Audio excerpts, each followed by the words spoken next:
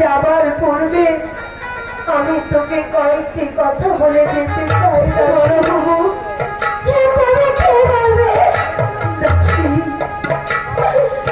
আমাদের এই প্রাসাদে আমার পিতা মাতার একমাত্র কন্যা আমি। আজ আমি এই প্রাসাদ ছেড়ে চলে যাচ্ছি, তাই আজ থেকে আমার পিতাকে পিতা বলার আর কেউ থাকবে না, আর আমার মাকে মা বলার আর কেউ থাকবে না। তাই আমি তোকে বলছি দাসী, আজ থেকে তুই আমার পিতাকে পিতা বলে ডাকবি, আর আমার মাকে তুই মা বলে ডাকবি। বল দাসী, তুই আমার পিতা মাতাকে পিতা বলে ডাকবি। বিলম্ব করিস না বাবা।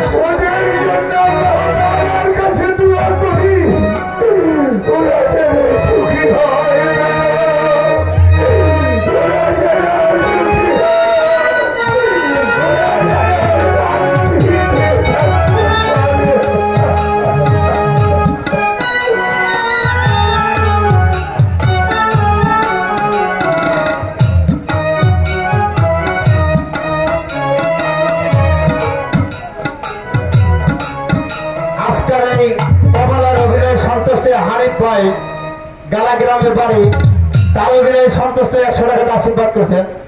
ডাবরার থানার খোকন ভাই কমলার অভিনয় সন্তুষ্ট হয়ে তাকে 100 টাকা আশীর্বাদ করছেন।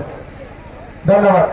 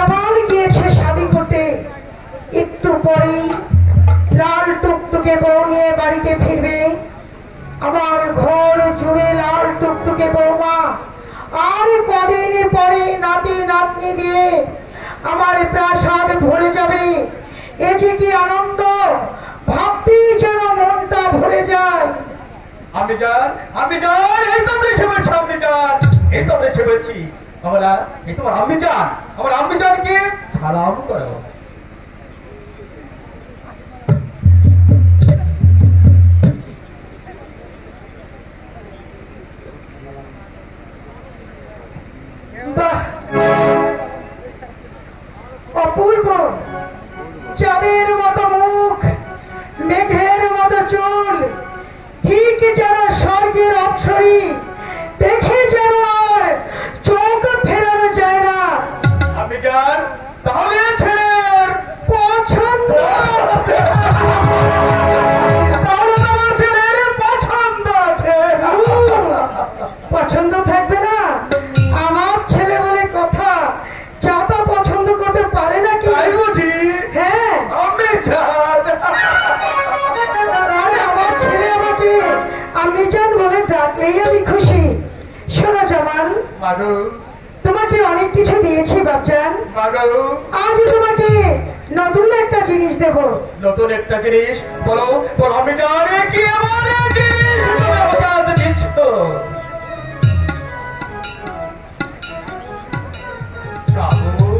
হ্যাঁ চাবুক। চাবুকের কি প্রয়োজন আপনি জান?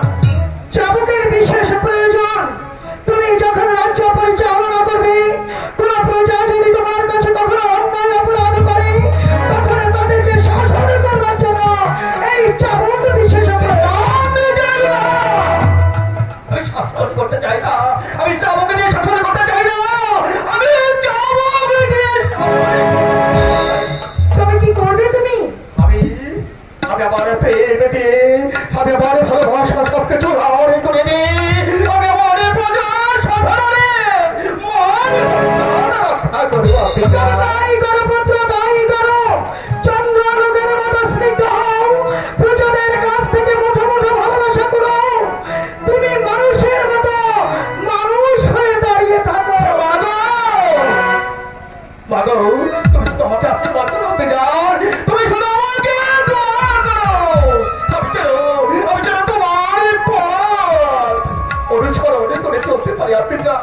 আমি যেন তোমার পদ অনুসরণ করে চলতে পারি অম্বিকা। জামাল, মাগো আজ তুমি শাড়ি করে বাড়িতে এসেছো। মাগো আজ আমার বড় আনন্দের দিন। সারাটি জীবনে তোমার কাছে কোনোদিন আমি কিছু চাইনি। আজ তোমার কাছে আমার একটি চাওয়ার আছে বাচ্চান। মাগো তুমি তো কোনোদিন আমার কাছে কিছু চাওনি আম্বিজান। তবে কি হেরো আজ তোমার মনের ভিতর এমন আনন্দ উৎসর্গ থেকে উঠল আম্বিজান। তোমার আমার কাছে কি এমন জিনিস চাইবার আছে মাগো? আছে পুত্র, আছে। বলো সন্তানের কাছেই তো মায়ের সবচেয়ে বড় চাওয়ার থাকে। তুমি কি জানো না, মনের কোণে মেঘ জমেছে, চোখের কোণেও জল। আজ তাই বুকের ভেতরে যত ব্যথা আছে তা যে আঘাতে আঘাতে ফেটে পড়তে চাইছে। আজ তোমার কাছে শুধু আমার একটা অনুরোধ থাকবে বাবা। আমি তোমার কাছে কিছু চাই না, শুধু আজ তোমার কাছে তোমার আম্বিজান করো জোরে মিনতি করছে। মাগো শুধু একবার বলো বাবা, তুমি কোনদিন আমার কাছ থেকে তুমি তোমার মায়ের অধিকারটুকু কোনদিন কেড়ে নেবে না, কোনদিন কেড়ে নেবে না। মাগো লক্ষ্মী মা আমার এই গর্ভধারিণী চরণে আমি জীবনে কোনোদিন তোমার অবাধ্য হইনি। আমি আজ তোমার অবাধ্য হব না। আমি জীবনের শেষ দিন পর্যন্ত আমি যেন তোমার মুখে হাসি ফুটিয়ে আমি চলতে পারি আম্বিকা। হাসতে আমি চাই না বাবা, হাসতে আমি চাই না। যেন আনন্দ অশ্রু নিয়ে আমি এই পৃথিবী থেকে বিদায় নিতে পারি। বৌমা, বলুন আম্মা, আজ তোমাকে আমি একটি দায় ভার দিতে চাই মা। বলো নেবে? কিসের দায় ভার? মাগো, আজ থেকে এই সংসারের দায়িত্ব আমি তোমাকে দিতে চাই। আম্মা, সবে মাত্র আমি এসেছি, এখন এত তাড়াতাড়ি আমি কি এই দায়িত্ব পালন করতে পারবো? কেন পারবে না বৌমা? আমি যেদিন এই সংসারে এসেছিলাম আমার শাশুড়ি মাতা এই সংসারের দায়িত্ব আমাকে দিয়েছিল। আজ তোমার পালা, তুমিও পারবে বৌমা। আজ থেকে এই সংসারের দায়িত্ব আমি তোমার উপরে ন্যস্ত করলাম। ঠিক আছে আম্মা, আপনি আমাকে মাফ করবেন। আমি যেন আপনার দেওয়া গুরু দত্তকে অক্ষরে অক্ষরে পালন করতে পারি। বৌমা, আজ থেকে আমার পুত্র জামালকে আমি তোমায় দিয়ে দিলাম। আর তোমার কাছে শুধু আমার একটি চাওয়া বৌমা, আজ তোমার মায়ের মতো শাশুড়ি তোমার কাছে একটি হাত পেতে দাঁড়িয়ে আছে। শুধু অনুরোধ, শুধু বিনয়, এটাই আমার প্রথম অনুরোধ। এই পৃথিবীর কারো কাছে কোনোদিন আমি হাত পেতে কোনো কিছু চাইনি, কারো কাছে ছোট হয়নি। আজ তোমার কাছে শুধু বলবো মাগো, আমি তোমার মায়ের মতো শাশুড়ি, তুমি কোনোদিন আমার কাছ থেকে আমার সন্তানকে পর করে দিও না মা। আমার সন্তানকে পর করে দিও না, পর করে দিও না, পর করে দিও না। মাগো তুমি শুধু আশীর্বাদ করো, মাগো তুমি শুধু প্রাণে খুলে দোয়া করো। তোমার পর থেকে আমি যেন এক পা না সরে যাই। কমলা স্বামী, আমার এই প্রাসাদে খানা তোমার কেমন লাগছে? আমার খুব ভালো লাগছে স্বামী। খুব ভালো লাগছে। ঠিক তোমাকে কাছে পেয়ে আমার যেন খুব ভালো লাগছে। মনে হচ্ছে আমি যেন স্বর্গের গৌরী স্বামী, তাহলে চলো আর বিলম্ব না করে আমরা অন্তঃপুরে যাই। স্বামী তাই চলবে। কমলা, এই কথা আছে তুমি আর আচ্ছা এই প্রাসাদে আর কেউ নেই, তাই তাই তোমার এই সুন্দর মুখখানা আমি একটু হাসি দেখতে চাই।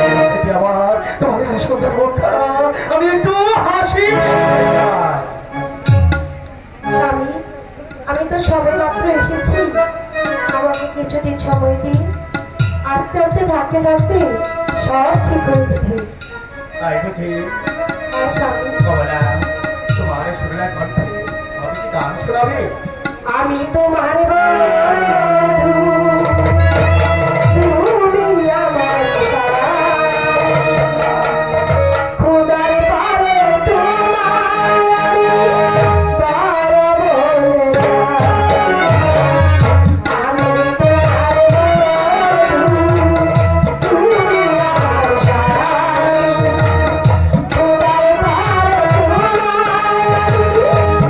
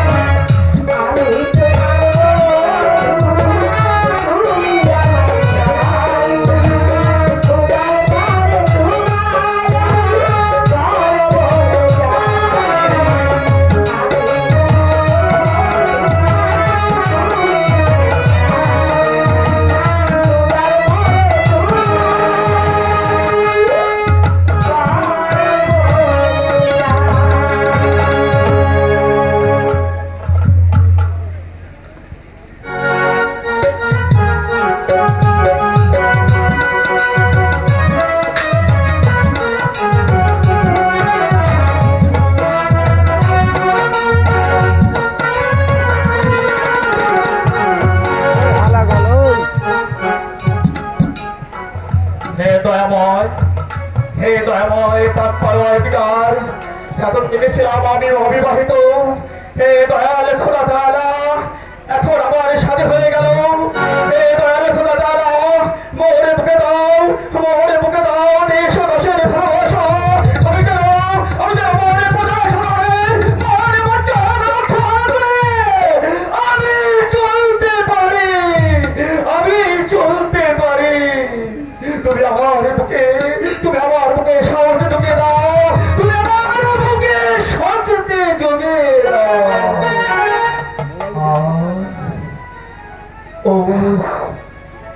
আমার শরীরটা বড্ড ক্লান্ত লাগছে, আমি একটু বিশ্রাম করে নেই।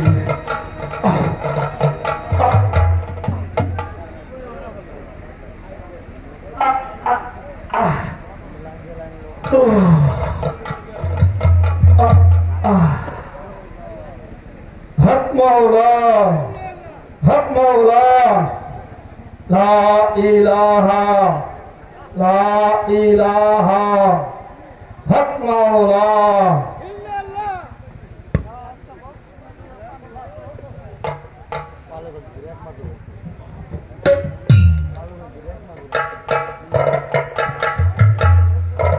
ভাই গাজী, বলো মিয়া ভাই। আপনি না বলেছিলেন কেমন বাচ্চা কাঁদতে বাচ্চা বাড়িতে পাঠাবেন, তার কি ব্যবস্থা হলো? হ্যাঁ মিয়া ভাই, আমি যখন বলেছি ভক্ত জামালকে 12 বছরের জন্য বাড়ি দিতে পারাবো, ভক্ত জামাল তুমি নিদ্রা হতে জাগো, যে দেখো তোমার সম্মুখে স্বয়ং কালো গাজী উপস্থিত হয়েছে। আর আমরা দু ভাই তোমাকে বলে যাচ্ছি, তুমি 12 বছরের জন্য যাবে বাড়ি যেতে, যদি আমাদের কথা মান্য না রাখব রাজ্য পার করিব ভাড়া ভাড়া। 12টি বছর ভক্ত জামাল আমি তোমাকে কাটাইব বলে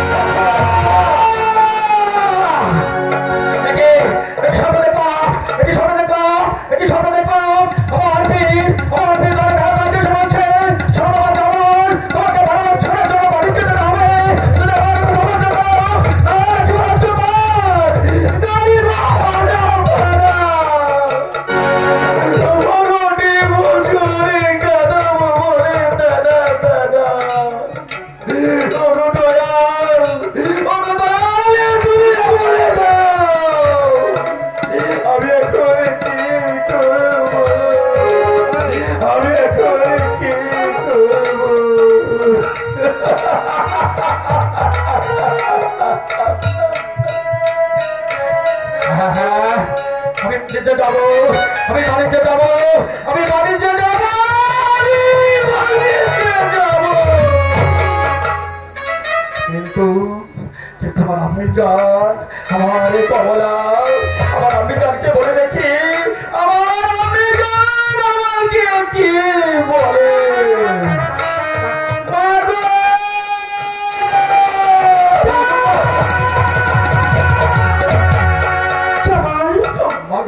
কি হয়েছে তোমার? মাগো, কেন তোমাকে এত ম্লান মনে হচ্ছে? কেনই বা তুমি এত বিচলিত?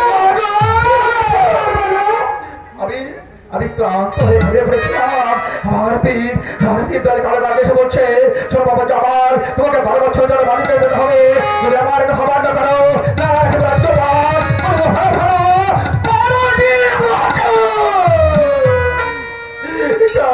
বলে দাদা দাদা মাগো মাগো, তুমি বলে দাও আমি এখন কি করব? জামাল, এত অস্থির হলে না বাবা, উঠে দাঁড়াও। বিপদে ধৈর্য হারাতে নেই। একটি কথা মনে রেখো, যত ভার তত পার। তুমি শান্ত হও। তোমার বাপজান যতদিন ছিল ততদিনই গাজী কালু নামে সিংহে হতো। তিনি পরলোক গমন করার পরে তাকে আর হয় না। তাই তো গাজী কালু তোমাকে স্বপ্ন দেখিয়েছে, তাই তোমাকে বাণিজ্যে যেতে হবে। তুমি বাণিজ্যে চলে যাও। তুমি শোনো, আমি তোমাকে বিদায় দিলেও কমলা যদি তোমায় বিদায় না দেয়, তাহলে তোমার বাণিজ্যে যাওয়া হবে না। আমি তাই তো ভাবছি, তোমাকে রেখে আমার কমলাকে রেখে আমি কেমন করে দীর্ঘ বছর আমি তোমাদেরকে ছেড়ে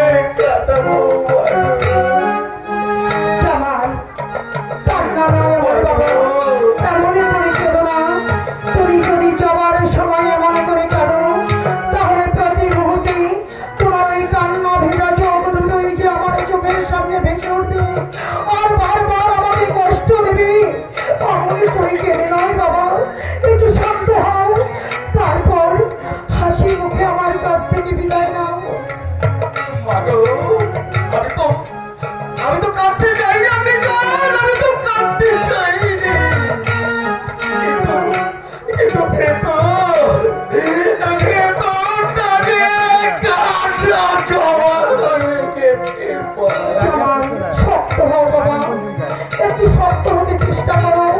তুমি পুরুষ, তোমাকে শক্ত হতে হবে।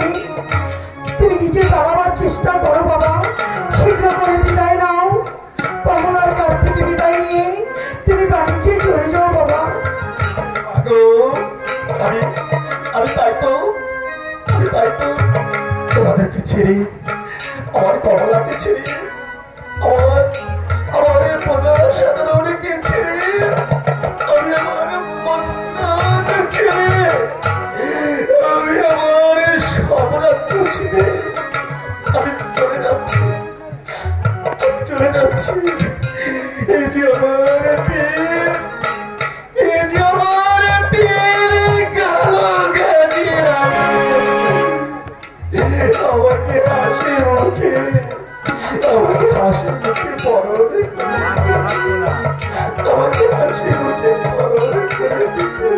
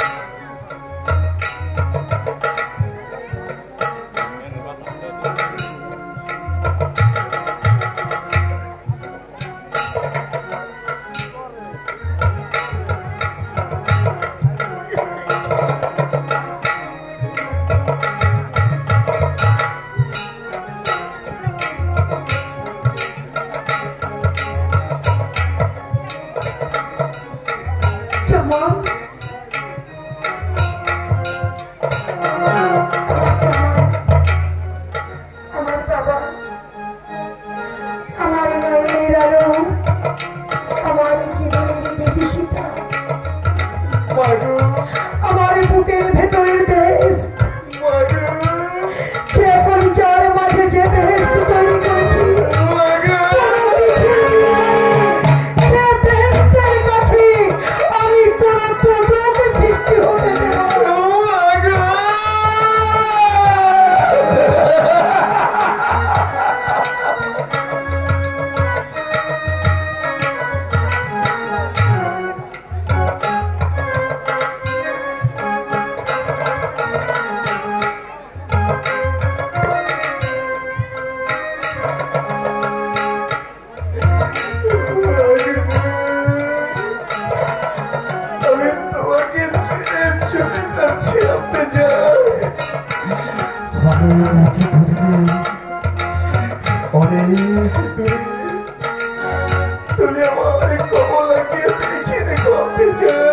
আমি দেখে রাখবো, তুমি আমার প্রজা সাধারণকে আমি দেখে রাখবো, তুমি আমার মস্তানকে আমি সবাইকে দেখে রাখবো,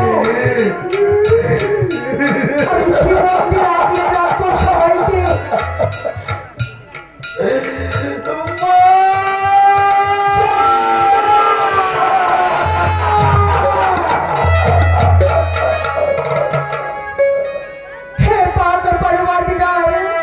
আমার একমাত্র পুত্র জামাল সে গাজী কালুর নামে বাণিজ্যে চলে গেল। হে খোদা, তুমি আমার জামালের সহায় থেকো, তুমি আমার জামালের সহায় থেকো, সহায় থেকো।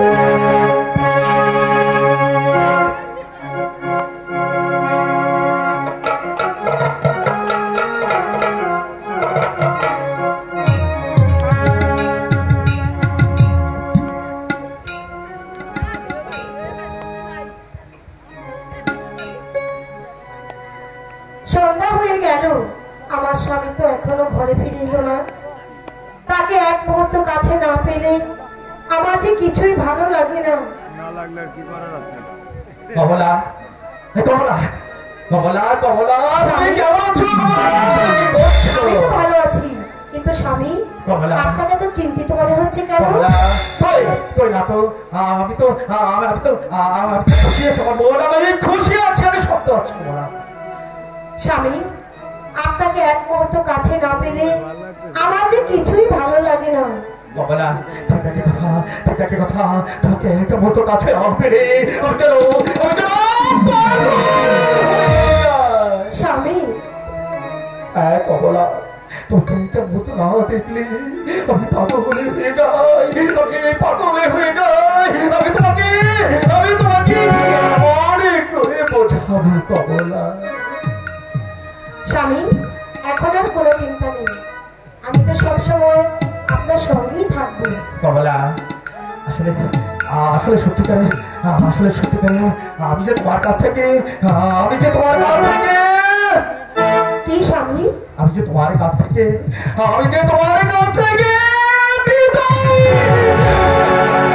বিদায় নিতে?